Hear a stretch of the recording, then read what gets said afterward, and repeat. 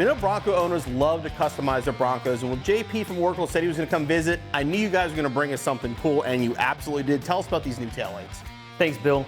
So the biggest complaint from the off-road community is that the factory taillights just stick out way too far.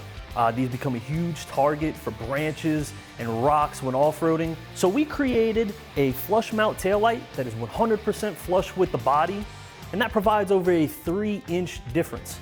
So obviously we're talking about the functional difference with the taillight, because obviously the factory ones are easy to break, they stick way out. This fits better, it provides a function, but they look way better too. Tell us about the design here.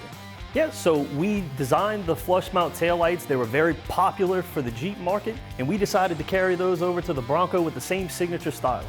Now, what about these as far as, are these direct replacement? Because it's flush. I don't know how much room's back there. Is there any modification, or are these going to be a direct swap for your big bend in your base model? That's a great question. So these require no modification. They are a direct fit plug and play design for the base model Bronco. And one of the cool things about this, at least in our opinion, is CJ's will have an exclusive on these for the first batch made. So if you want a set, we're going to be the place to get them.